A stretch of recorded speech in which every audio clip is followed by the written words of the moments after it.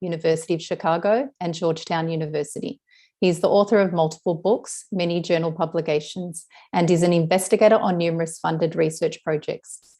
Thank you, Dr. Ghali, for your time and for sharing your professional expertise on this crucial topic. I'm sure everyone who's joined us tonight is very keen to get started. I'll just remind everyone to please remain on mute during the presentation and write your questions in the chat box, which we'll get to after the presentation. Without further ado, I'll hand over to Dr. Ghali. Thank you. Assalamu alaikum wa rahmatullahi wa barakatuh.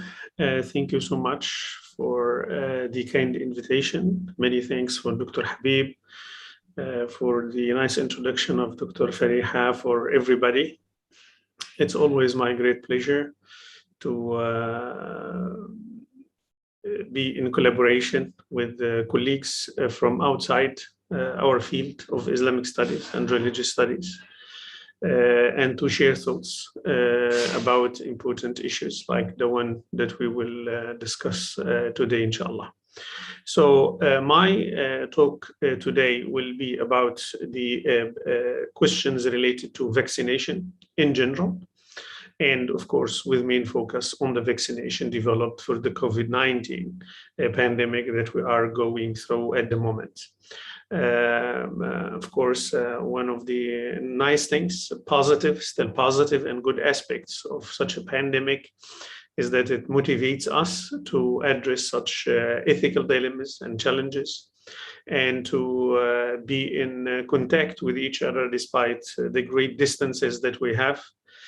You are now beyond 7 o'clock. We are still here at 12. The good news is that the world has seen the evening and no big troubles so far. We are still at noon now. But of course, such pandemics which hit the whole world, and now our planet Earth, of course, raises difficult questions and ethical dilemmas that every society and every individual tries to address them from the moral world that we are affiliated with. In this case, of course, the shared moral world that we have in this setting is the Islamic moral tradition. This is the, I will show you now the outline of the lecture today. We will start with some lessons from history, because the pandemic that we have at the moment, the COVID-19 pandemic, is not the first pandemic. And the vaccines developed to address the virus causing this disease is not the first. So we can imagine that similar discussions have happened in history. We try to have an idea about what kind of discussions happened, what kind of lessons we can learn from them. And then we focus more on the discussions on COVID-19 vaccines in particular. And by the end, we will have some concluding remarks about what I think important points from this whole discussion, historically speaking, in our modern time. So let's start with the history. The first known vaccine developed for pandemics in our modern time. So I don't hear speak about the detailed historical overview of how people dealt with infectious or contagious diseases, etc., and what the Chinese did and what some insights in the Islamic civilization happened. So putting this aside, in the history of modern medicine, the first vaccine to be developed for pandemics was the one developed by the British Edward Jenner. He died in 1823, but he developed this in 1796, if not mistaken, towards the very end of the 18th century. When he did this, there was heated discussions, not only at the scientific level, but also at the ethical level in England and in the Western discourse at this time, European discourse. But what is important for us, for the sake of this lecture, is that the vaccine developed for the smallpox, as they call the smallpox vaccine, it was not only in England, but it found its way to Baghdad at this time. We had Uwanis Mouradian. This is how his name is. Uwanis Mouradian will be the, if we may call it, the spokesperson of smallpox vaccine and the main activist, pro-vaccine activist, who will introduce this to Baghdad and later on to the rest of the Muslim world. And his attempts will raise discussions. And people will respond sometimes by concerns and sometimes by welcoming positions to what he did. Uwanis Mouradian is originally coming from Istanbul. At this time, the Muslim world was under the reign of the Ottoman Empire. But he was based in Baghdad at this time when Jenner introduced the smallpox vaccine. Uwanis Mouradian is an Armenian Catholic businessman. Some would wonder, what would an Armenian Catholic businessman have to do with Islamic ethical discussions on a vaccine? Uwanis Mouradian was someone known not only as a businessman, but someone who has a strong thirst for knowledge, looking for modern scientific advancements, what happens in other nations and in other parts of the world. And his multilingual skills and proficiency helped him to trace the news, the recent news of these modern discoveries. So he knew, of course, Armenian, he knew a little bit of Arabic, he knew Italian, other European languages, etc. So he read about the smallpox vaccine and what Edward Jenner did. He was curious about it. He read about it. It seems he got some training. He learned how to do it. Of course, you know better than myself that the smallpox vaccine was not something like the Pfizer and BioNTech vaccine or Moderna vaccine, for which you need so much labs and patents governing all these things. Were much more simple by the end of the 18th century. So it would need some training in order to do this vaccination for smallpox. Uwanis Mouradian could do that, and he was quite enthusiastic, and he wanted to introduce this to the people living in the city where he was living at this moment, that was Baghdad. Historian sources speak about failed attempts in the beginning. When he tried, it didn't work. People were not willing to take this vaccine. Historical sources speak about al-awham al-sa'ida, so widespread delusions, misconceptions that people caused vaccine hesitancy at this time. We don't have so much details. Sources do not provide us with so much details about the basis of these delusions, except some brief references about religious beliefs. And these religious beliefs mainly had to do with the belief in divine predestination, qadr. If God predestined everything to happen, why would we take these vaccines that may cause also a new disease to the people, etc.? So it seems religious convictions had to do with that.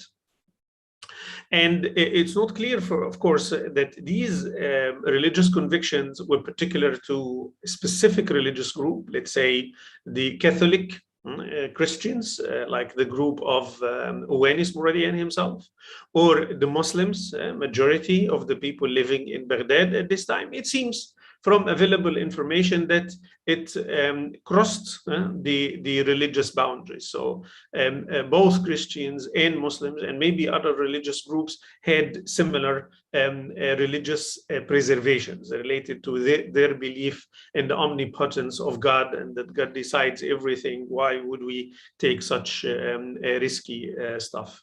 It seems also by scrutinizing the story of Uwanis Mouradian, that scientific aspects also had something to do with this. People were also hesitant, not only because of religious convictions, but because of their fears if these vaccines will actually work. So their efficacy, their safety, etc. So Uwanis Mouradian, in order to overcome this initial failure for his attempts, he did two things. The first one is that he vaccinated his own son in public, in front of the people, so that people will have an idea. If there is anything wrong about this, I wouldn't do this to my son. And then he started to recruit, if we may say, the big names and big figures in the society. So in 1810, he could convince the chief mufti of Baghdad, Ahmed Effendi, and sometimes he is described as Ahmed Effendi al-Hasif, Ahmed Effendi, the wise man, convinced him to get vaccinated in public, together with his 6 sons, 6 children and grandchildren in public, in the presence of luminary figures, luminaries in Baghdad, so that people will see that. And this incident really influenced the people. And later on, he had a very successful 9-year campaign in Baghdad, through which he could vaccinate about 5,500 children. 2/3 of them were free. Then he moved his campaign to other neighboring cities like Mosul, and then also to other countries like Iran, etc. And his campaigns were quite successful throughout the Muslim world. Only sometimes the campaign would suffer some ups and downs. For instance, when he left to Iran, the campaign in Iraq, untrained people were involved, and then some unfortunate incidents would happen. People were not vaccinated properly. So he trained his own wife so that she will lead the campaign in his absence, and then things went well again, on the right track, and so on. In order to improve the success and public outreach of his campaigns, Uwais Muradian, in 1814, anyhow, after the case of the chief mufti of Baghdad, he started collecting testimonials from the people who got vaccinated, or whose children got vaccinated, including the mufti of Baghdad. This was, sorry for the bad image, but this is the best thing I could have from the available sources. This is the more or less the template of this testimonial that was signed by people in Baghdad who got vaccinated, in which they are giving their tribute and showing their thankfulness and gratitude for Uwais Muradian, and they used to call him Uwais Muradian al-Islambuli. Al-Islambuli here in reference to Istanbul in Turkey, because this was his origin. So from 1810 and so on, they said that he vaccinated his own son in front of us. He introduced this new vaccine, and it got good appeal. It appealed to people from different sects and different religious groups, من جميع الطوائف, and we hereby submit our gratitude, تقدمة الممنونية, to this good person. And then it is signed 1840. So here, this is one of the very early, if not the earliest, examples where Muslims had to address the question of vaccination. This was the smallpox vaccine, and you see here also there is interreligious aspect. So the one who introduced himself is a Armenian Catholic, but still the chief mufti of Baghdad had to be in the beginning. There was a negative response. And then when Muradian understood the religio-cultural context and could develop new mechanisms to reach to the society, things changed, and it was a big success. The second important discussion, which happened in the 20th century, and it was again about smallpox vaccine. We have two figures here. Rashid Rida, or known as Muhammad Rashid Rida. He is a Syrian, a Lebanese scholar who was living in Egypt, where he established a very famous journal at this time called Al-Manar. which means the lighthouse. Al-Manar was quite revolutionary at this time, the journal, as a means, as a new technological advance used by religious scholars, because press was, and because of printing and the wide spread of this technology, reaching out to people around the world through a journal or through press was one of the modern techniques at this time. And the journal of Rashid Rida was one of the most successful and most read journals throughout among Muslims throughout the world, not only in the Muslim majority countries. As we see from the list of subscribers to this journal, we had people from South Africa, we had people from South America, we had people from Asian continent, from all over the world. He had subscribers, and not only subscribers, but also contributors, people who would contribute pieces to this journal. The journal, although it was a religious Islamic one, it was not necessarily only about Quran, Sunnah, Hadith, Tafsir, etc. But he would open the journal for people who would write, for instance, about health and well-being, let's say from an Islamic perspective. And also to contributors from even outside the Islamic tradition. And this is the case here with Mahatma Gandhi, the very famous Indian political activist. Mahatma Gandhi, he wrote a book which was originally a series of articles on a guide to health. This book, which was published in different languages, one of the Indian Muslims translated it into Arabic. And he published the Arabic translation in a series of articles in the journal of Rashid Rida, journal Al-Manar. In these articles, in these pieces that were published, or the series of the chapters of the book published, I think the 8th or the 9th chapter was dedicated to smallpox. And Mahatma Gandhi had quite anti-vaccine position in that. Mahatma Gandhi, his issue was this is colonial imposed vaccine. We speak here not about the end of the 18th and the beginning of the 19th, we speak about the 20th century. So we had a much long time. India was colonized by England, and Mahatma Gandhi was very well known for his opposition to this British colonization of India.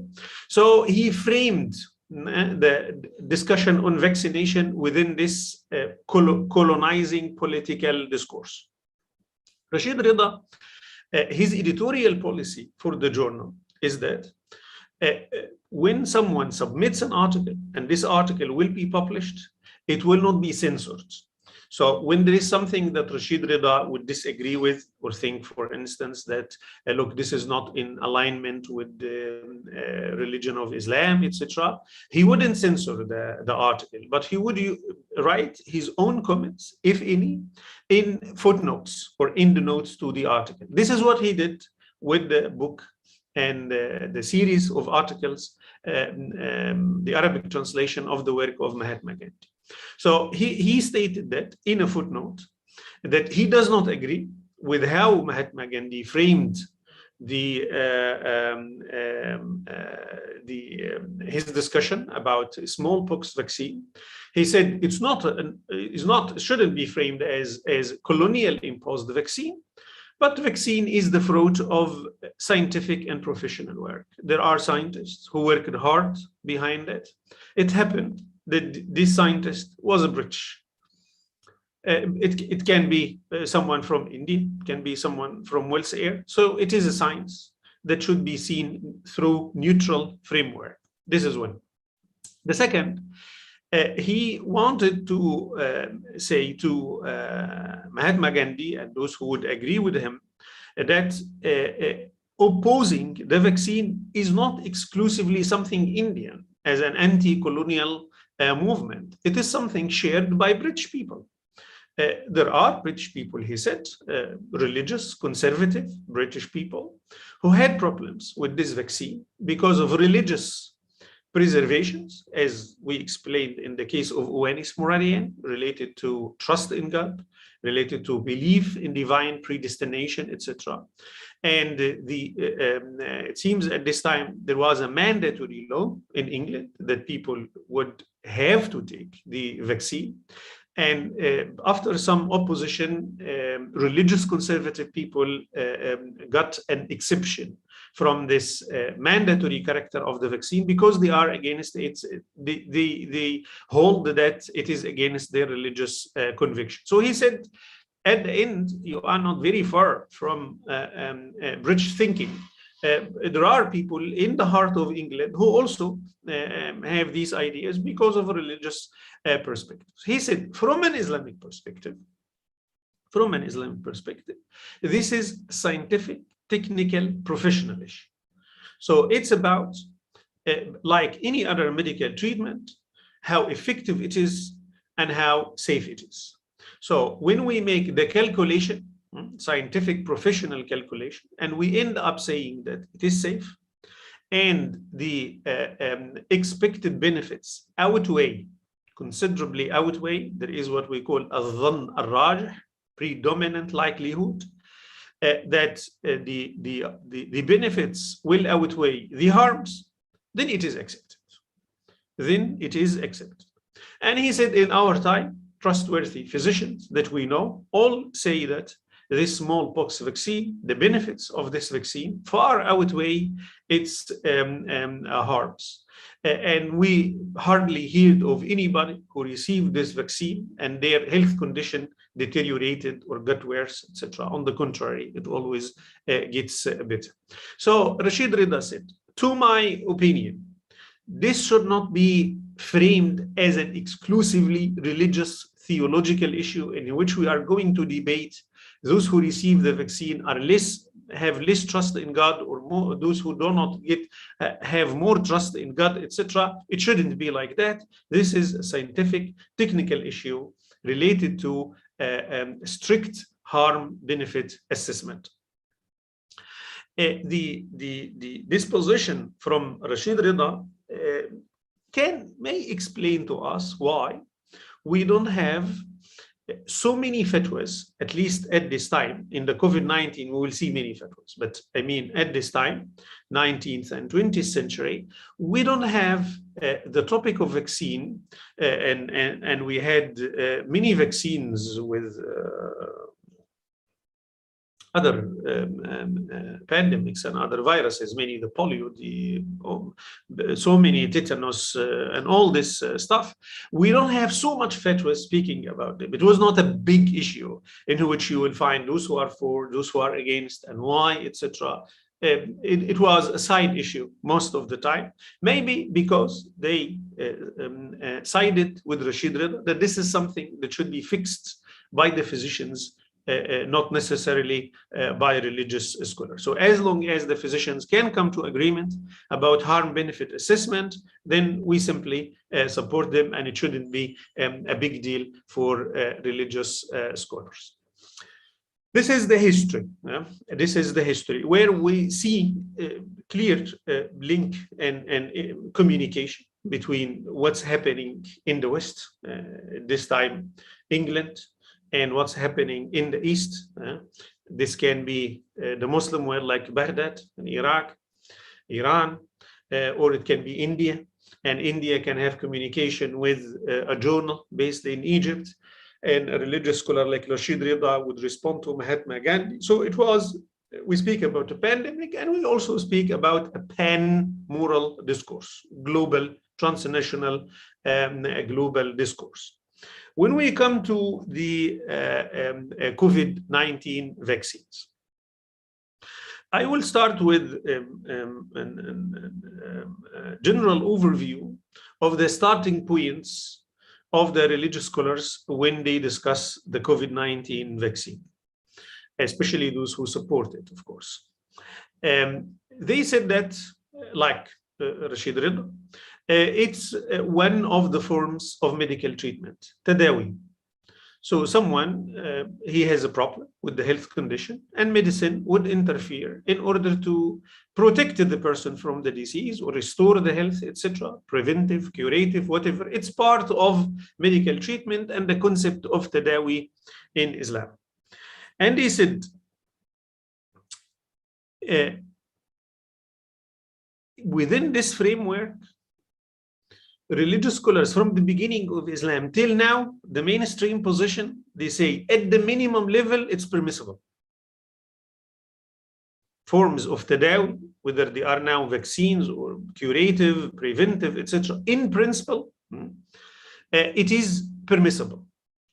There are voices within the Sufi tradition, they said, which stated that taking medical treatment to improve your health condition is, morally speaking, religiously speaking, inferior to trust in God. Inferior to trust in God. So to have trust in God, you will be, morally speaking, superior than those who would take the means and try to treat themselves. In these fatwas, people what are we good at? What are we going to keep doing? What do we need to keep working I think on? there is something, I don't know. And starting, guys. Should I stop for a while? Sorry, can everyone go on mute, please?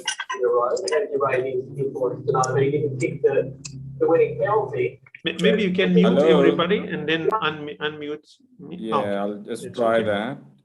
No I problem. think he's unmute now. He's mute now. Shall I continue? Yes. Okay. So they said that Rashid Rida was quite straightforward by saying that this issue shouldn't be discussed within the framework of trust in God, better, inferior, superior, all this stuff. But in these fatwas, they explained more. You have references in these fatwas saying the following. Getting sick and looking for means, medical interventions to restore one's normal health condition, all happens within natural laws that God himself has created. So they say God reveals information to us through two possible types of revelation. One of them is the revelation that we have in scriptures, like the Quran and Sunnah. And this we have to read, understand, analyze, and implement. But this is not the only way through which God reveals knowledge to us. The other way is nature that God has created. And this nature has been created in such a meticulous and precise way that it is governed by very precise laws and consistent laws. All what we need as humans is that we contemplate and think in the same way we contemplate and read the written revelation, the book that we have. Also, we need to think and contemplate and examine this open book that we can see and observe in order to come to conclusions. So when you come to a treatment for a disease, you are dealing with a divine revelation. And when you read the Quran and come to a religious ruling, you are dealing with a revelation. So it is not that it's either or, that you follow the Quran or you examine the nature. The source for both is God. They speak about kitabun mastur, written book, wa kitabun manzur, observable book.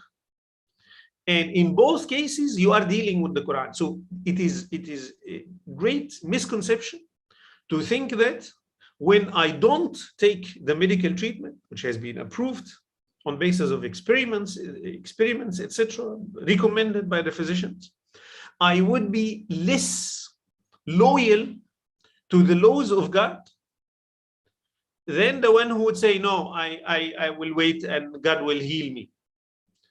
Here they would refer also to some pre-modern religious scholars, those who say that if you want to be consistent, okay, you think that taking up the laws in nature and following them would be means less trust in God. Okay, you need to be consistent all the way long. So when you feel hungry, you shouldn't eat. Why? Because God decided and predestined that you will be hungry at 1 o'clock, and at 2 o'clock you will not be anymore. So, okay, you follow that. When you are thirsty, you don't drink. And this is completely absurd for any person who has a sound mind. They will not accept that. So if you make medical treatment an exceptional case, you will be inconsistent. There are laws in nature, and we believe as Muslims that they are made by God. And there are laws. These are laws. So they are consistent, and they are always there. And yes, God has the power to change them through miracles or something like this. But these are miracles, and these are exceptions. But these laws are there, and we are all invited and encouraged, and in certain cases obliged to go and discover them. In the same way that we are obliged to do this with the Quran and so on. So it shouldn't be an issue about trust in God, about divine predestination, etc. So why? Because it is part of respecting the divine scheme of creation. You cannot take a knife and put it on your neck and to say that if God decided that I will not die, I will not die. This happened with Prophet Ibrahim. This will be insane to do that, because there are laws. If you respect God, you have to respect these laws. There is an issue about vaccination which can make vaccination a little bit particular case, other than other forms of medical treatment. What is this? Is that we are giving the vaccine to a healthy person, not to a sick one. And this vaccine can make the person sick in one way or another, not necessarily of this harsh disease that we are trying to protect the person from. But for instance, as we now do, I myself, when I took that, I got fever 2-3 days, etc. So you get sick. So here is the question. Does this make vaccination, morally speaking, exceptional and should be treated as a distinct category other than the general category of medical treatment, which is at its basic form permissible, mashru', religiously permissible? The religious scholars who asked about this, they said no, it shouldn't be. Why? There are a number of the so-called legal maxims, al-qawa'id al-fiqhiyya, and these maxims have been developed and phrased by Muslim religious scholars throughout different centuries, long period. They would study a huge number of cases at the casuistry level, and then they would ask themselves, what made religious scholars judge all these cases in the same way? There is a rule behind that, even if they didn't express it. It seems there is a rule, and then they would formulate this rule, which we call legal maxims. Like, for instance, necessity breaks law. Ad-darurat tubih al-mahzurat. It's an agreed upon principle in Islam. Why did they come to this? Not necessarily because of one single verse in the Quran or one prophetic tradition, hadith from Prophet Muhammad ﷺ, but because huge number of cases, and then they come to this legal maxim. They said here a number of legal maxims explain to us that vaccination shouldn't be treated as something exceptional, but a form of medical treatment like other medical treatments, and should be judged in the same way. How? They said that sometimes the expected will be treated like reality. This person who is healthy, why are we giving the vaccine to this healthy person? Because this person may get sick, and we don't want him to get sick. So it's preventive. So the fact that he is not sick doesn't make him to be treated, when it comes to the vaccine, as really healthy person. No, it will not be. So they say sometimes we will treat al-waqi' kal-mutawaqqa'. So what is expected will be rated as if it is an actual reality. Why? Because the likelihood that the person will get it is very high. It's pandemic. It's a pandemic. It can happen to everyone anytime. So we cannot say, oh no, this is a healthy person, don't touch, and this is a sick person, try to address. Why? We don't have something for the person when the disease happens. We can only interfere at this moment before it happens. So here الواقع كالمتوقع والمظنون كالمتيقن.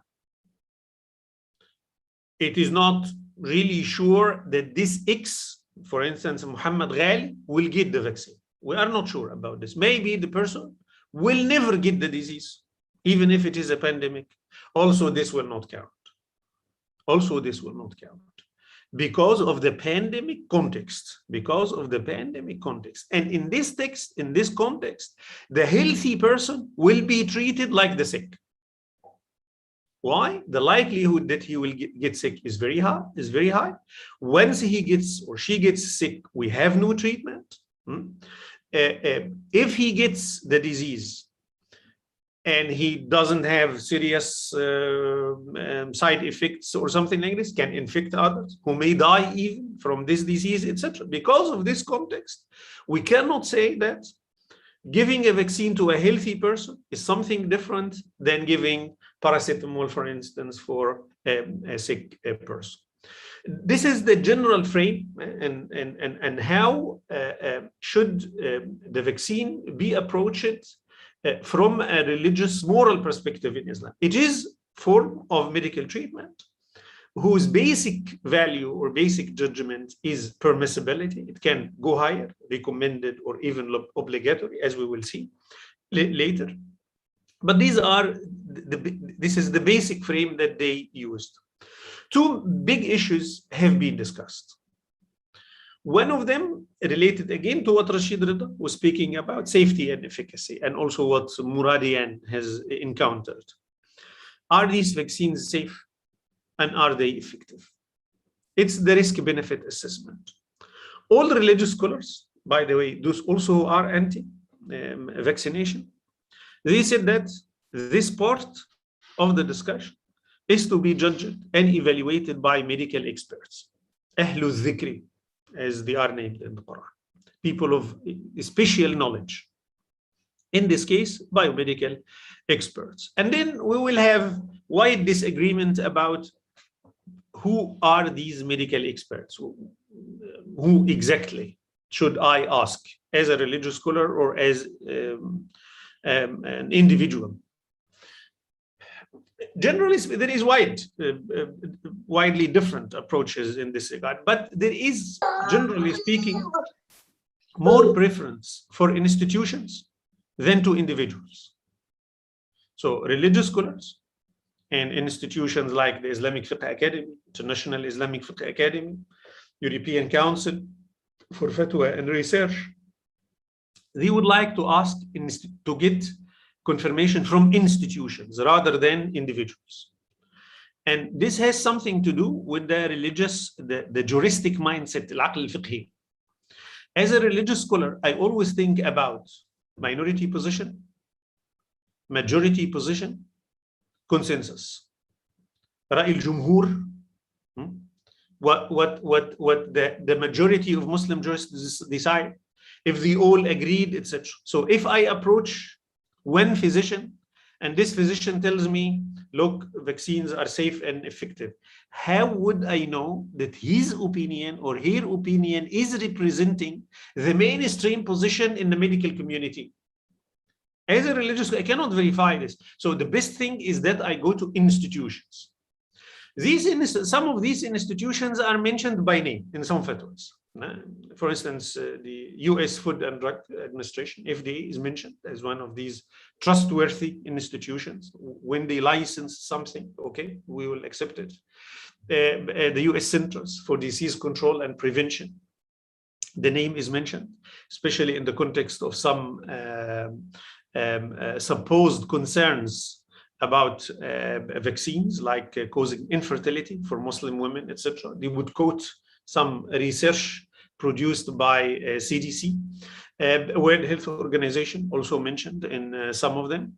And there are also the national institutions. So, for instance, if I am in Saudi Arabia, the Fatwa Committee in Saudi Arabia, I would invite the Minister of Health or I would write a letter to the Ministry of Health asking them, how do you judge these vaccines, etc. When I get a letter, I would say, okay, this is enough for me, and I will judge accordingly. And we have seen also in Muslim societies living as minorities, like your case. By the way, I have to express my admiration for the declaration made in Australia, and in which there was clearly a consultation. The fatwa had an appendix about the questions they raised to the physicians, and the physicians, how they answered them, etc. So as a fatwa institution in Australia, I would like to go to Muslim physicians in Australia, their institution, and they will tell me what to do about this. The same also for England. They would also consult with their associations or institutions of Muslim physicians living there, etc. So sometimes it's at the national level, sometimes it is at the international level, with overall preference given to institutions than to individuals. Of course, there are cases, especially individual fatwas. The Mufti would say, I contacted my dear friend X or Y and Z, and he told me that. Some of these Muftis, their own sons or daughters or grandsons or granddaughters, they have studied medicine or biomedical sciences. They will say, I consulted with them and they told me that and that. But this is less common than consulting or following the instructions and guidelines of these international institutions. So this is the first important element that fatwas would address. But here they would need external advice coming from biomedical experts.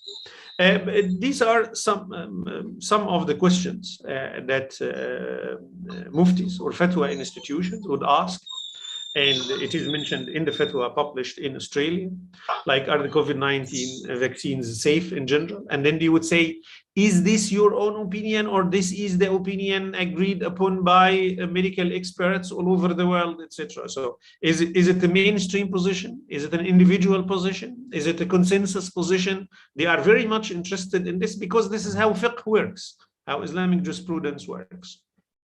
Can the vaccine change or allow tracking my DNA?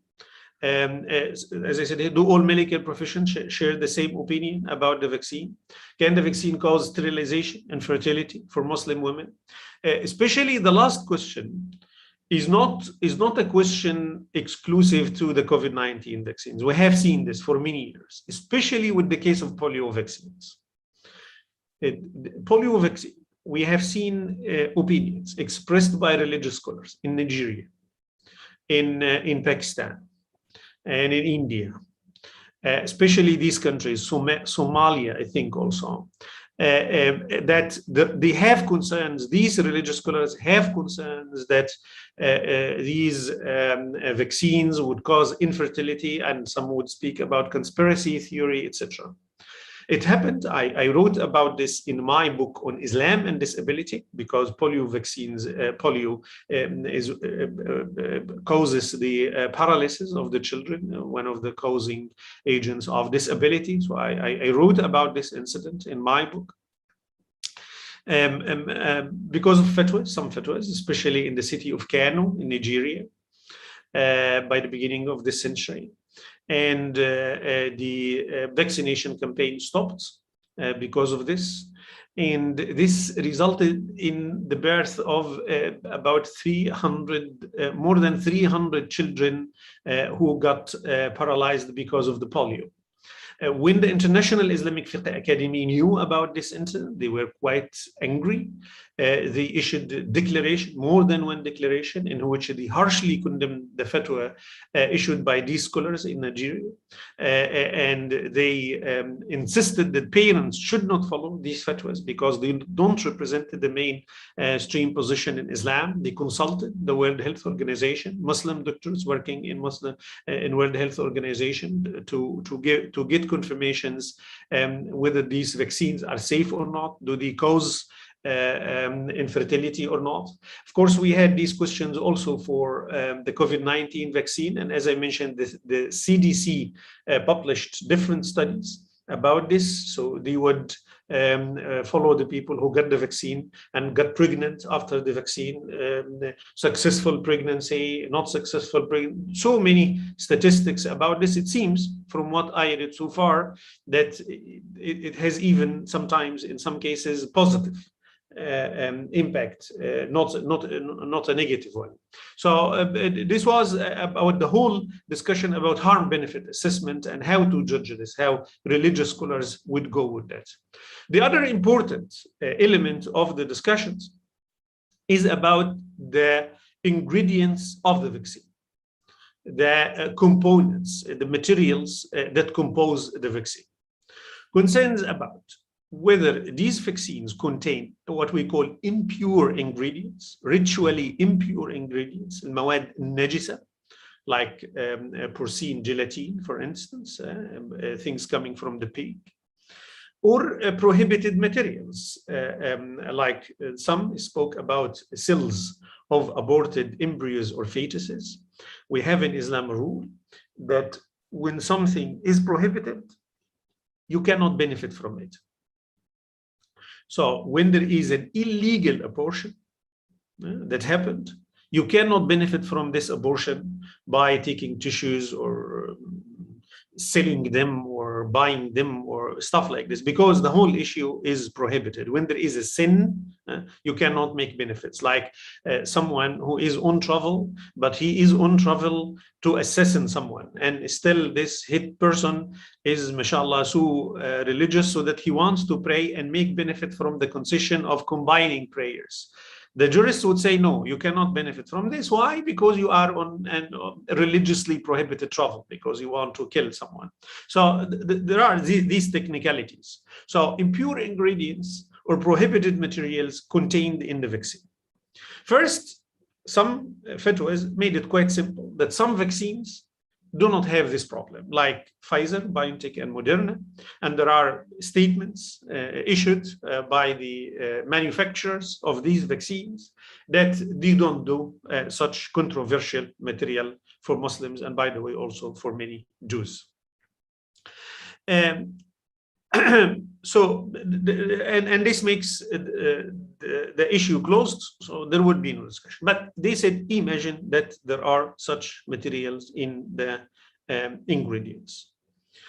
They said there is a general rule or maxim in Islam that if this is the only available treatment, so we have a disease, we cannot prevent it, we cannot contain it unless we have this drug or this vaccine that contains impure ingredients or prohibited materials, it should be permitted if it is the only option, because of the maxim الضرورات تبيح المحظورات, necessity breaks law. In order to give some more details about why did they come to the conclusion that it can be possible even if it contains these materials, they said that impurity, najasa, whether it's physical or ritual in Islam, is not always categorically and indiscriminately prohibited. There are forms of impurity which we call them excused or pardoned impurity, and najasa al-ma'fu anha. So there is impurity, but still we can live with. And this excused or pardoned or exceptional impurity has conditions.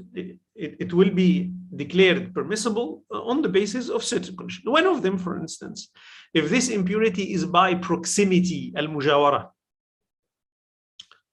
it is not a core business of the material that I'm dealing with, but it is close to it, it has proximity to it. They said, when it comes to the porcine gelatin, for instance, as part of the vaccine, it is the best perception is that it is impurity by proximity, najasa bil mujawara, as we call it. Why?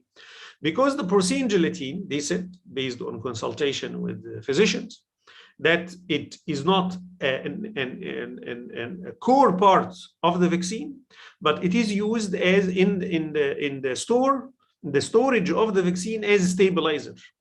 So when you get the vaccine, it is not in there, but it is when it is stored. There is also a najasa which will be permitted because of its tiny size. And they said, if we look at the vaccine with our eyes, no one can say that it has pork, for instance, or has ingredients from a dog or from a pig or something like this. Why? Because the parts that came originally, let's say, from a pig, so tiny and microscopic that no one can see it. This tiny size of the impurity will be permitted. And there are so many discussions that demonstrate this issue in the Islamic tradition, that it should reach a specific size and take a specific space from the material we speak about till we can declare this material as having impurity. The third point, which is also important, is transformation. When a jurist, when a faqih judges a material, he does not look at the original, but he looks at the final product, how it looks at the end, in its final phase.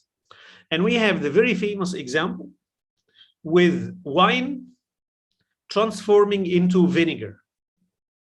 When you leave the wine, whether with your own intervention or you leave it just to the nature, it can transform and becomes vinegar. In Islam, consuming wine is categorically prohibited, but consuming vinegar is permissible. Yes, but this vinegar was originally wine. Should we care about this? No, we shouldn't care. Why? Because the final product we have had gone the process of transformation. We call it al-istihala. It moved from hala to hala, from one state to another. We care about the final, not about the original.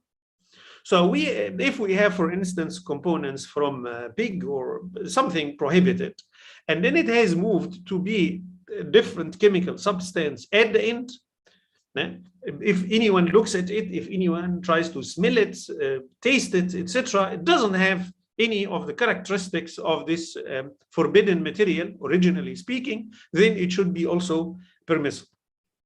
Another condition is about the general principle, known principle in Islamic jurisprudence called umum al-balwa. When we have a case or an ethical dilemma that relates to one person or group of persons, this is a moral category and a case. And when this relates to society in general, the greater part of the society, or to a country, not to mention whole inhabitants on earth, this is something else. So in the former category, relates to an individual, etc., the mufti or the jurist can be strict because we have one person here and we can adjust the case of this one person. But in the later category, which we call it umum al-balwa, something that hits everybody, we have to be quite permissive and lenient. Taysir. Why? Because there is no, one of the legal maxims, there is no hardship in religion. Religion shouldn't be the cause of making people's life hard and difficult, because this is against the very purpose of sending and revealing religions to the humans.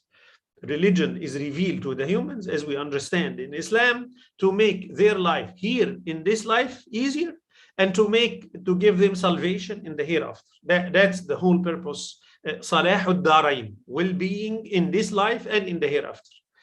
So, and there are also many examples, like for instance, the streets in cities like Al-Fustat, for instance, now Cairo in Egypt, or Baghdad in Iraq, etc. You will have the people who will go to their own fields and come back with the animals, etc. You will find the remains of the animals mixed with the mud in the street, and people's clothes will get in touch with this mud that would have some impure elements coming from the animals. Okay, can we say to the people, you cannot cross these streets? Whenever you cross these streets and your clothes will touch anything of the muds in these, because we have the possibility that it will have impurities? Well, no, we don't do that. Why? Because of umum al-balwa. They said the case of possible impure ingredients in these vaccines, almost all these conditions apply. not only one. If you have only one, it will be enough to categorize them as excused or pardoned or permissible impurity, not to mention when we have all of them. So this is in the case that we have them. When they came about the religious ruling, we said that medical treatment to which vaccine would belong is in principle permissible, but it can move. We have al-ahkam al-khamsa, we have 5 categories. Permissible is the neutral one, but it can move to the right by saying recommended or obligatory, and it can go to the left by saying reprehensible or prohibited. So medical treatment is permissible, but it can move to the other 4 categories. So the great majority of them said permissible, with very few voices, scholars in Afghanistan, Pakistan, Somalia, Nigeria, saying that it is prohibited because of one of the reasons that I mentioned, either risk-benefit assessment or including these ingredients as we discussed them. But the mainstream position, the dominant majority position, it's permissible. Some would raise it up to the level of recommended because it is a pandemic. We cannot contain the pandemic without this vaccine, etc. And we have a public benefit, al-maslaha al-'amma, for which individuals should be more proactive. And some would mention also obligatory. They said obligatory here is making it available. So the country is under obligation to make it available for the people, for its citizens, whether people consume or not, but the state is under obligation to do it. Some said that it will be obligatory if the state mandates that. If the state says, for instance, all healthcare professionals must take it. Okay, then we have to listen to the states. This has to do with their understanding of wali al-amr and mandates coming from the political leader. Some said that it will be obligatory for vulnerable groups, people who are categorized as vulnerable.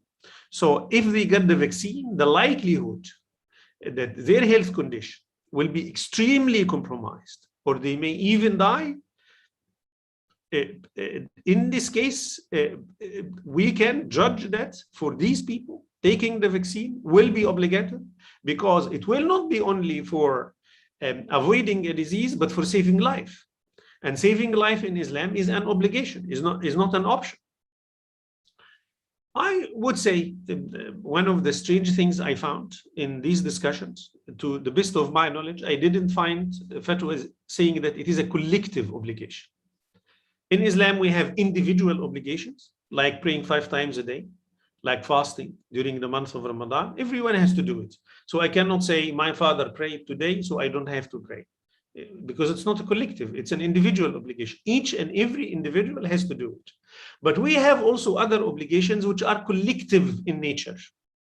Collective in nature. Like, for instance, praying the funeral prayer. If someone died, some people have to do funeral prayer for the dead person. But imagine that no one did it, then the whole society will be sinful. This is a mechanism to encourage people to protect the public benefits. So we can say it is a collective obligation. As a society, we have to reach the threshold of herd immunity, that we can contain the disease. Once we reach that, it's not obligatory anymore. But as a society, it is a collective obligation. Finally, some of the concluding remarks about what I mentioned. We have a clearly mainstream position. By scanning and reviewing the fatwas and the whole religious discourse in Islam, the mainstream position is quite positive, at least permissible. Some would raise it up to recommended or even obligatory. I personally think that it is a collective obligation, but anyhow, quite positive. The transnational character is still there, like it was the case with the smallpox vaccine. We have questions coming from Malaysia, sent to fatwa institutions in United Arab Emirates or in Egypt, etc. Muslims from everywhere in the world correspond with each other. I think our case is a very a clear case of transnational concern of Muslims. I'm living here in Qatar, you are in Australia. I don't know, people from, I suppose, different countries are listening to that.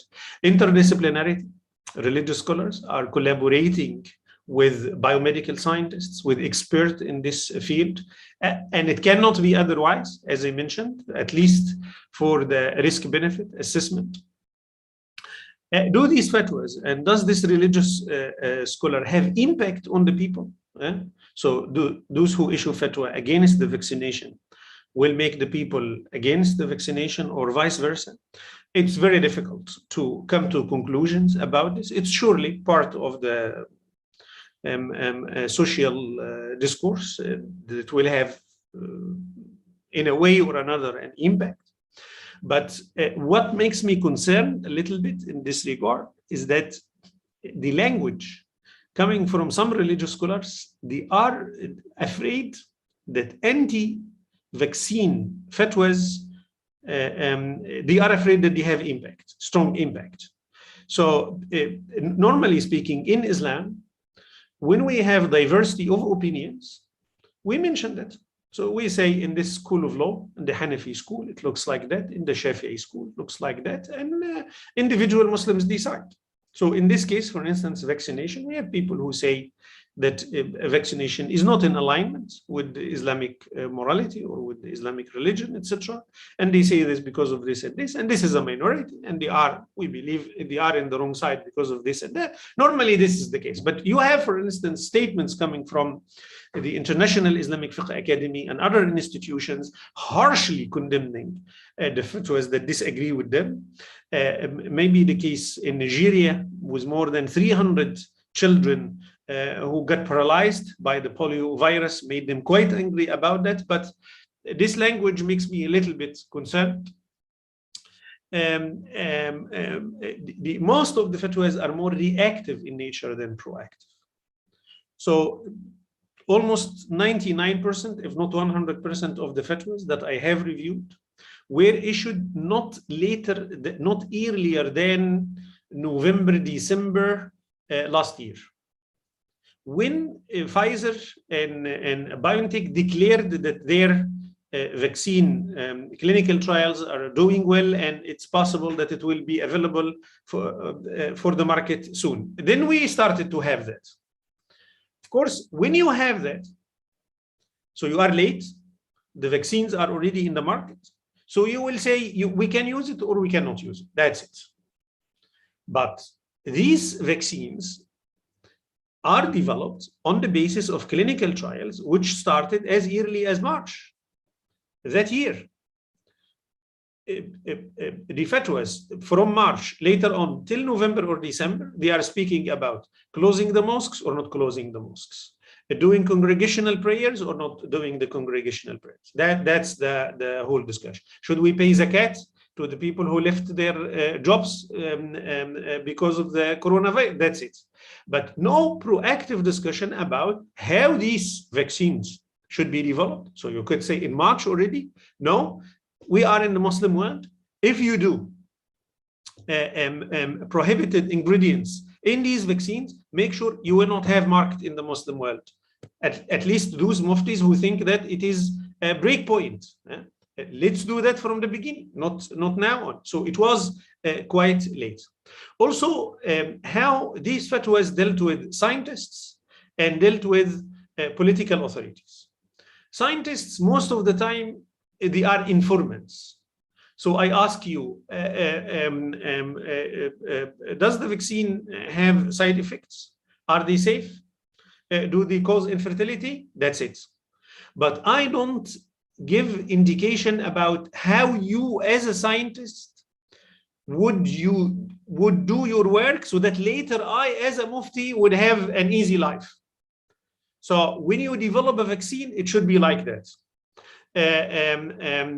When you do clinical trials, you have to take care of justice, for instance, that the burden and the benefits should be fairly and equally distributed. So don't do the clinical trial in poor countries where the poor people would rush into taking this vaccine, But when it is proved, when it is approved, you will give the vaccine to the rich countries and not to the poor people who participated in the clinical trials, etc. So that when I give a fatwa by saying vaccines are okay, there will be no ethical problems when I say that, because there was injustice, for instance, while developing the vaccine. Almost all the fatwas do not take this into consideration. Also, when we speak about the state authorities, the great majority of them, they said, if the state says, like Ministry of Health, it is mandatory, you are under religious obligation to get the vaccine. Okay. This is my obligation, but what about the obligation of the state? If the state put me under obligation to get the vaccine and I got side effects, it can happen. Who is going to fund my healthcare in order to treat these side effects? It should be the one who put me under obligation. So to say that I will be under religious obligation, you have to think of the other side and say the state is under obligation to create a fund that will help the people whenever there are side effects linked to taking the vaccine. This should be compensated, so on. So of course these contemporary Muslim jurists, they operate within the discipline of Islamic law, fiqh, where the ethical discourse is not always that visible, because ethics in Islam is interdisciplinary. Ethics is not only fiqh. So there are ethics in adab, the genre of adab or adab, like the etiquettes of the physician, adab al-tabib, etc. There are ethics in philosophy, there are ethics in theology, etc. And those who issue the fatwa are treated in Islamic law, not in the broader field of Islamic ethics. I will stop here. I hope I didn't take too much time, but I will stop here. And if you have any questions, I'll be happy to respond to them as far as I can. Thank you so much, Jazakallah khair, Dr. Muhammad. It's been really very useful discussion. I would ask everyone to please stay mute. We do have some of our colleagues who have been watching the chat box, and they would be, I think, looking at some of the questions raised. And then, Dr. Muhammad, if you can please answer them or try and help us understand. Before we start the questions and answer session, I would just like to make a small announcement. Next month, that would be on 16th of October, we are having another event as well. So it's a Saturday and it will be around 8:30, inshallah. And we have another speaker, internationally renowned speaker, who will speak on digital transformation of health. So the topic will be digital transformation of health. And the speaker is Professor Shafi Ahmed, who is a multi-award winning cancer surgeon working at the Royal London Hospital. And he's been awarded NHS Award by the UK Member of Parliament in 2018. He also won a Silver Scalpel as a Best National Trainer in Surgery in 2015.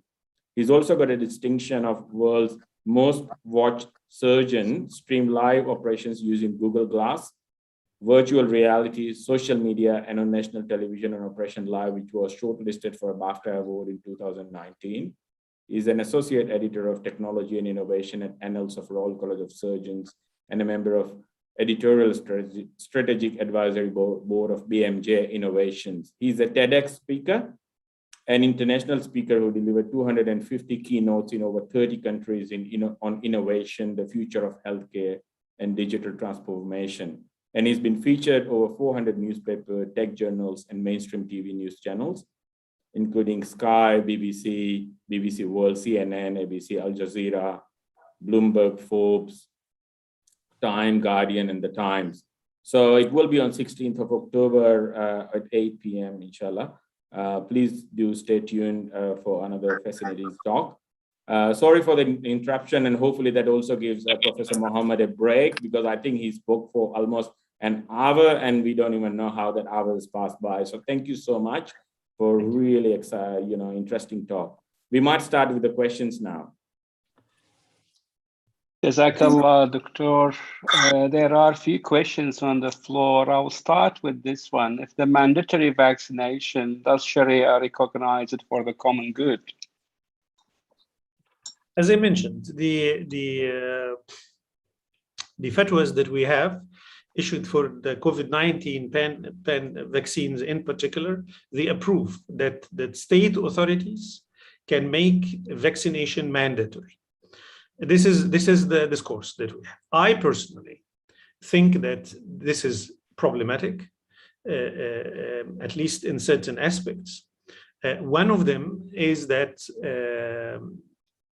first we have to try our best to convince the people and to raise public awareness so that people will do it out of conviction, not out of compulsion. If this does not work, okay, then we can think of the mandatory act. And if we do the mandatory character of vaccination, responsibility should be shared. So if there are any possible side effects that will happen to the people, there must be funds coming from the state. So I myself, who was obliged to take the vaccine, I shouldn't take the responsibility of treating the side effects. The one who obliged me should be the one who did it. This is what justice is. So this is my own opinion, but who am I? I mean, the fatwas that we have at the moment have clearly stated that state authorities can make it mandatory. And by the way, making it mandatory is not also one single block. There are many nuances within it. So we can incentivize people to do it. We can push the people into the corner. Like for instance, in our university now, they say it's not mandatory.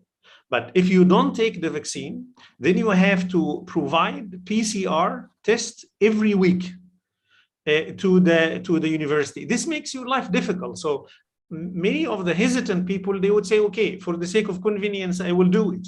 So you don't have to make it mandatory, I suppose, in the strict sense of the way. Jazakallah khairan. And there are a few questions which you already touched them, Doctor. First is about fetal cells from the miscarriage, if it is technically okay. And the second one was about the PIC materials. Do they change to any benign form or no?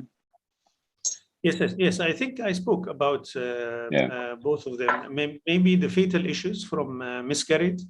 What we have, they don't make part of the vaccine, if I'm not mistaken. You can correct me. They are used during the research phase and testing the vaccines on them. As I mentioned, what we call it, we always say that you don't use something resulting from a prohibited act. And we don't know how these so-called immortal cells are coming originally. They say it's coming from the 50s or the 60s, and then they are reproducing them all the time. So we don't know exactly how they were obtained. This is one thing. The second thing is that if you want to get into this discussion, I would say, but this is my advice to the religious scholars, you have to start it proactively, not retroactively. So when the people start their clinical trials, okay, you speak to them. Not when the vaccine is already in our hands and this is what we have, and then you start raising all these issues. But anyhow, the fatwa said that it's the vaccines that we have now are both okay from these both aspects. Yeah. Thank you, Dr. Wajdi. I think Dr. Zina also has a question. Yeah. She's also helping us together, so she might have scanned some questions. So thank you so much, Dr. Muhammad. That was a very enlightening lecture. So there's actually some questions in Arabic, so I might ask them in Arabic if you don't mind, maybe answering them in English. There's a question from Galaxy Note 9. متى يحرم التداوي كذا متى يحرم اللقاح? Okay, so it's about when medical treatment, including or / vaccine, would be declared as prohibited. Medical treatment will be prohibited, according to the mainstream position, if it will produce more harm than the benefit. That's the main thing that will make it prohibited. So it will not be treatment anymore. It will be a very risky, unapproved situation. Then it will be putting your health at risk. And that's why it will be prohibited. Other scholars outside the mainstream would say that it will be prohibited if it contains this ritually impure or prohibited material. The majority would say it will be prohibited if we have alternatives which do not have this problem. And if we don't have alternatives, then it will be approved, especially the vaccine under all the conditions that I mentioned. Impurity by proximity, when the disease has a public character or pandemic character, when it is tiny in size, all these details. There's a comment rather than a question by Sister Mariam, again in Arabic. I think you've just addressed it, but I don't know if you want to discuss it a bit more. She said that هذا إذا ثبت إثبات يقيني أن اللقاح الحالي هو علاج وثبت إثباتا حقيقيا أنه لا يترتب عليه ضرر مستقبلي، لا يمكن إصدار أحكام عامة في حال وجود إبهام شديد وشبهة في اللقاح. الأصل في الفقه أثناء الشبهة هو درئها حتى يتقين سلامتها. This is a very good question. Thank you so much. So she says that all what we say here, if we have certainty about the efficacy and safety of the vaccine, not the vagueness that we have at the moment about the safety and efficacy of the vaccine. And I have two comments about this. First of all, it is not true that whenever we have certainty and doubt, or certainty and probability, we have to go for certainty at the cost of the probability. This does not work for everything. Like the case we mentioned here. So, and it's especially medical treatment. If we are going to wait till we have certainty, 100% safety and efficacy, I think the great majority of the drugs we have now, it will not be approved. So we speak, especially in medicine, about likelihood. People who undergo organ transplantation. If you read any pamphlet, it will say 1% of the people, 1 in a million, for instance, would die. These are the statistics we have. With all these things, you will never have certainty. And there is a Hanbali scholar, I don't remember the name now, who addressed this question a long time ago. And he said, وَالْيَقِينُ عَزِيزٌ. Certainty in medicine is not easy to get. So we cannot make people wait with their diseases and their compromised health condition till we have 100% certainty. But what we say, al-dhannu rajih, high probability, strong likelihood. And then we go. If we have certain medical treatment, and medical treatment whose efficacy is likelihood, yes, for sure, we go for the certain. But we don't always have this luxury that we have certain medical treatments and all this stuff. So this is about how it works in Islamic jurisprudence. The second thing about the drug, about the vaccine, to the best of my knowledge, we don't have vagueness. Within the mainstream scholarly medical community, we have the institutions that approved that, even if it is an emergency case, they approve that, and they are the same ones who approve the other treatments that we get. So if we don't trust them, we have to be consistent. Then we don't trust any medical treatment coming from them. So I don't see personally, I'm not a physician and I don't have medical background. I personally see this exceptionalism with which vaccine is treated is quite problematic. My readings as a non-specialist shows that vaccines developing the vaccine is one of the big things that modern medicine is very much proud of. A vaccine is not exceptional in the things that it is vague and it is problematic, etc. Physicians are quite proud that they developed the vaccines because it is effective, it is safe, it has saved millions of the lives of people, improved their health condition, etc. But this is my impression.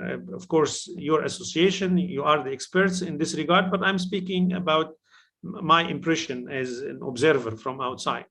I don't think it should be treated with this high degree of exceptionalism.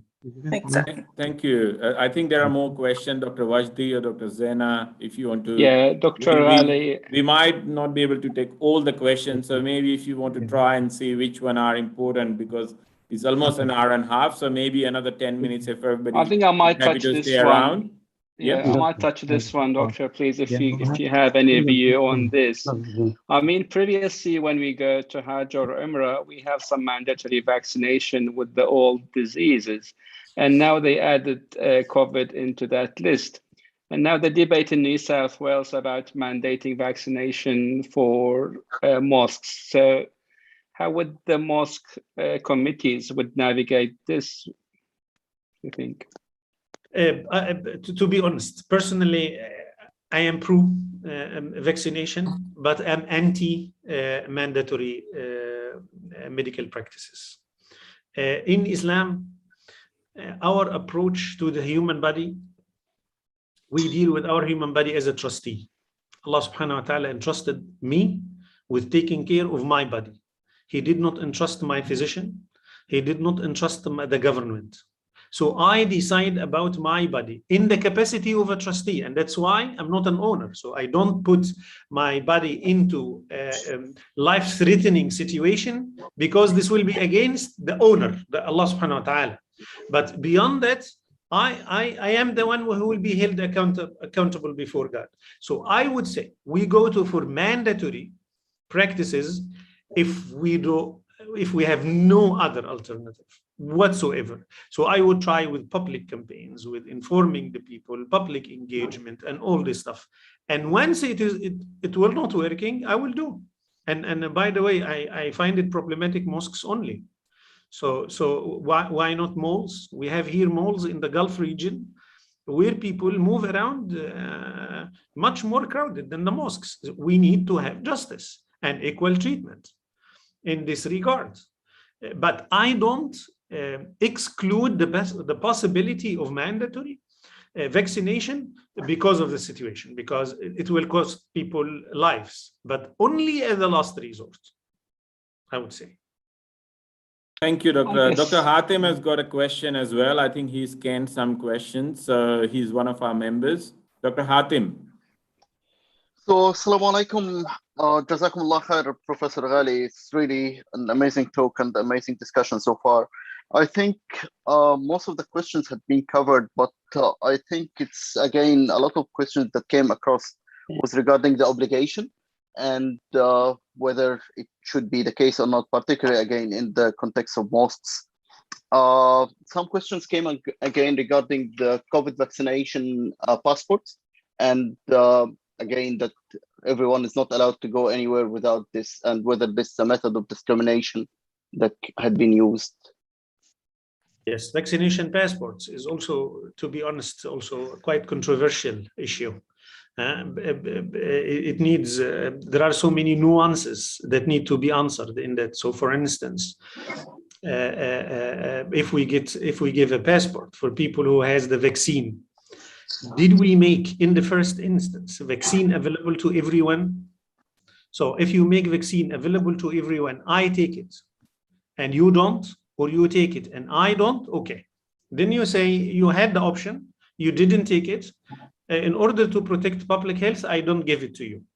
But if we have now statistics, published statistics, I don't know how credible they are.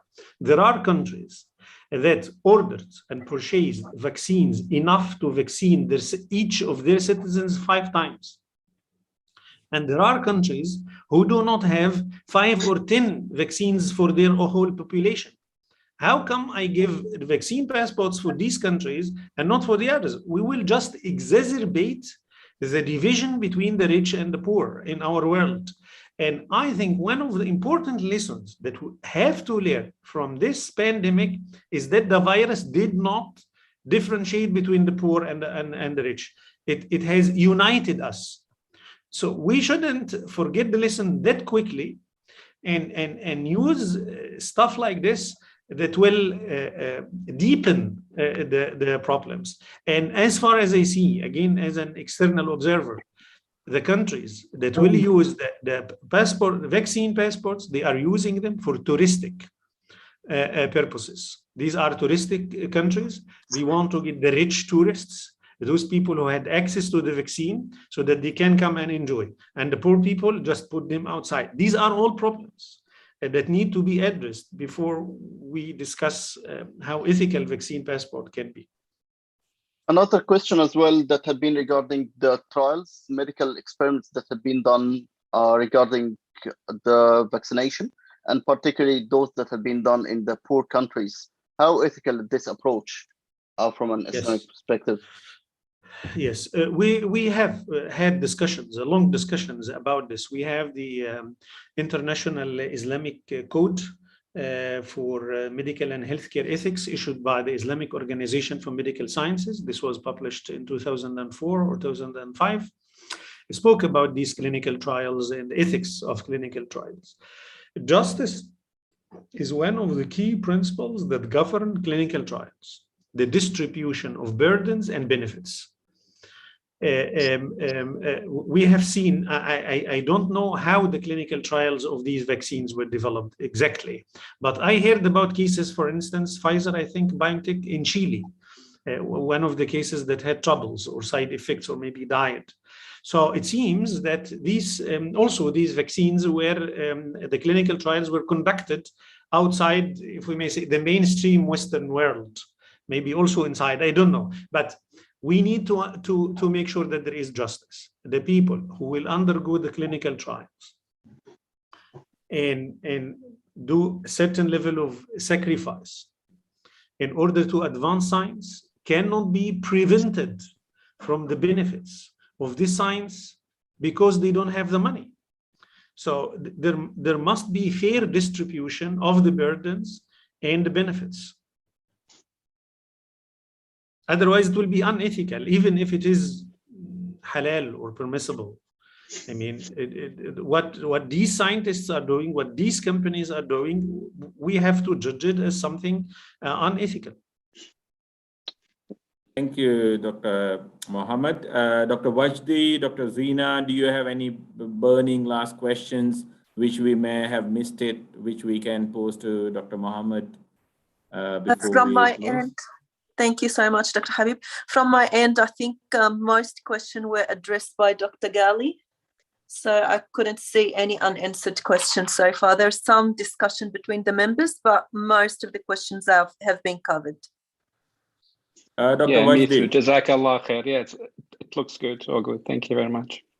Dr. Hatem, is there any other questions from you? Is there a question, and I might ask, and you might rephrase it, around intensive care and end of life with COVID and how that might play out, or what happens around that, or any potential issues which Dr. Ghali can help us?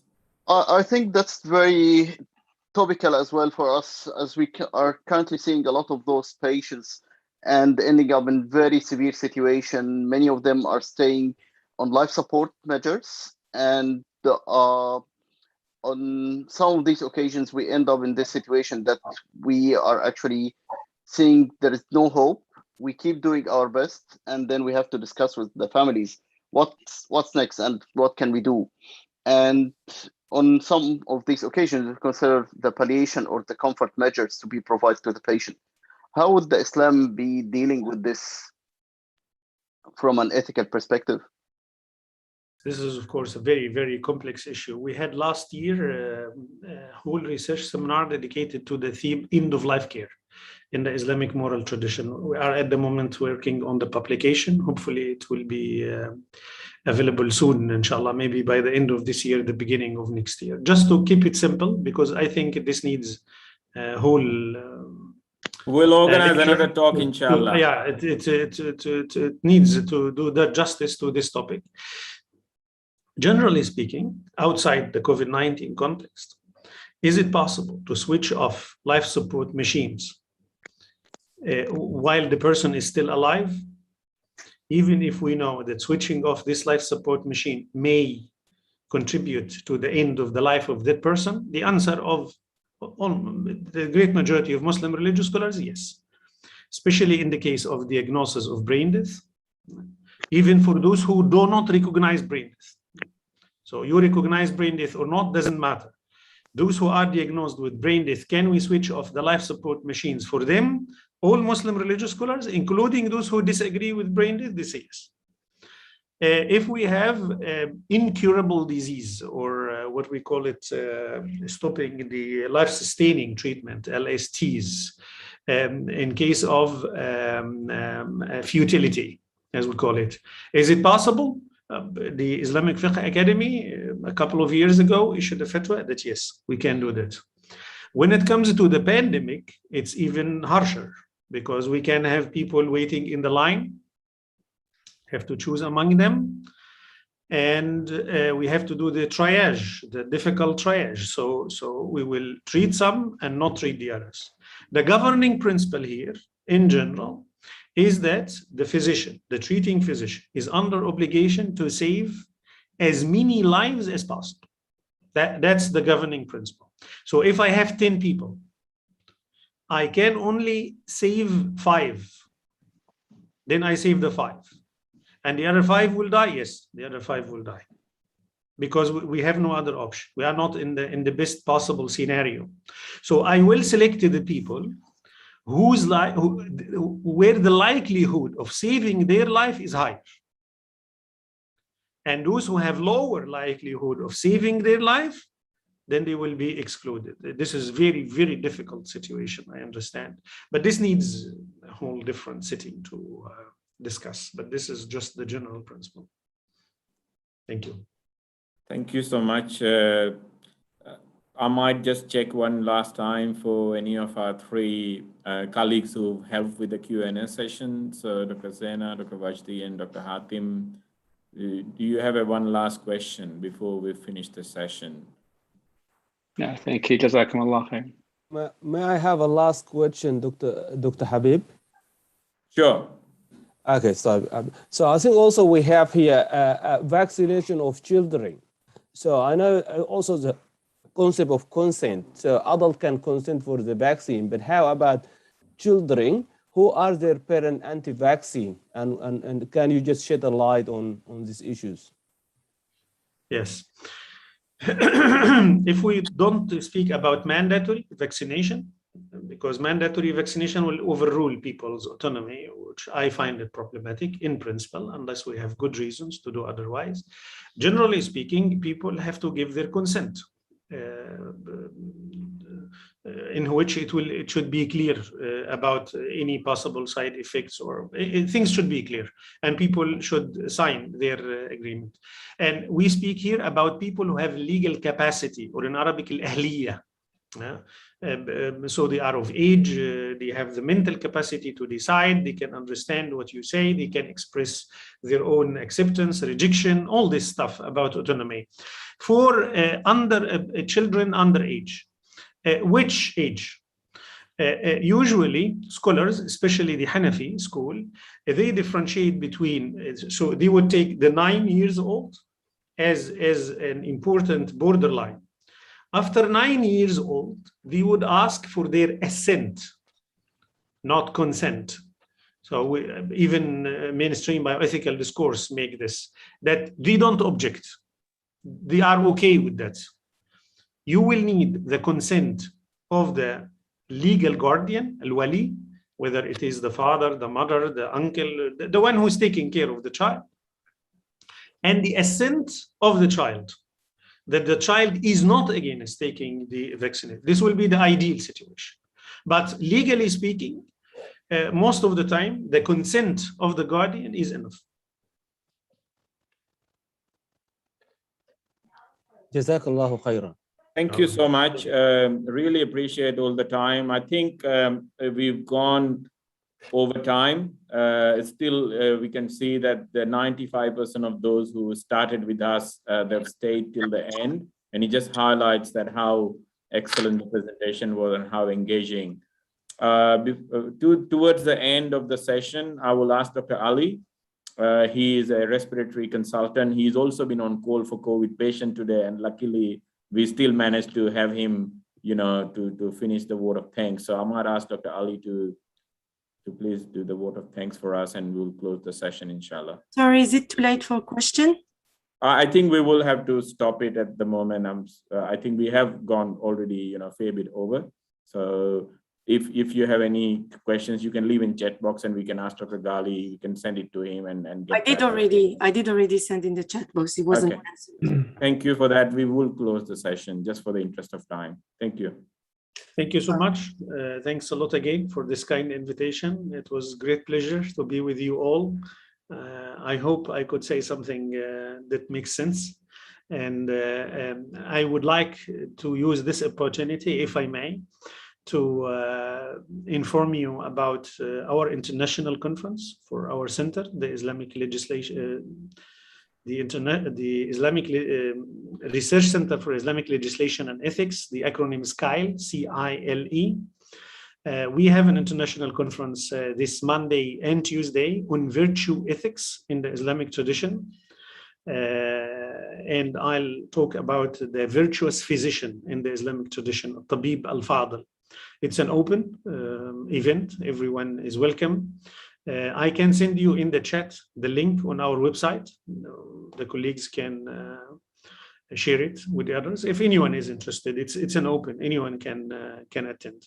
And there will be also Arabic, but everything will be translated. Thank you so much. Yes, Dr. Ali, go ahead. Yes, thank you, Dr. Habib. Assalamu alaikum, everyone. On behalf of Australian Islamic Medical Association, I would like to thank Professor Ghali for a very insightful and a timely lecture today. Most of us who are present here are either directly or indirectly involved in the care of patients with COVID. And we see the devastation this disease is bringing.